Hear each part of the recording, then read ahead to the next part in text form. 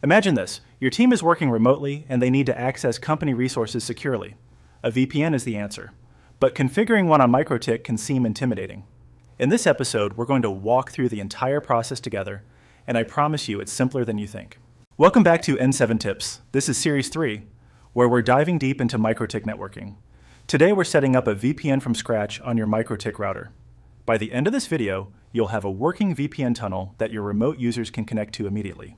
First, log into your MikroTik interface and navigate to the PPP menu. Select Profiles and create a new one. Give it a meaningful name like your first VPN profile. Set the rate limit to 10 megabits per second in each direction, and make sure to enable the TCP MSS adjustment. This prevents fragmentation issues that can cause connectivity problems.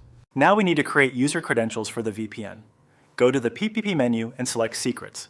Add a new secret with a strong password.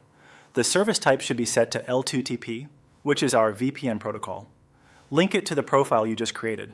This secret is what your remote users will use to authenticate. Next, enable the L2TP server. Set the maximum transmission unit and receive unit both to 1500 bytes, which is standard. Assign your profile as the default.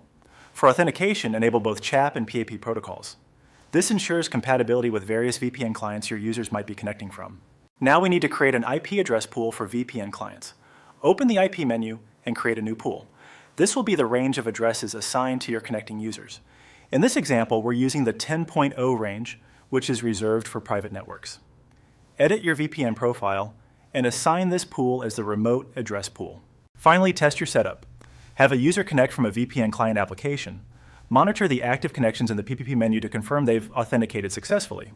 Verify they received an IP address from your pool and can ping your internal resources. Don't forget to check your firewall rules to ensure VPN traffic isn't being blocked. If users can't reach your resources, it's almost always a firewall rule. There you have it. Your MikroTik VPN is now operational and ready for your remote team.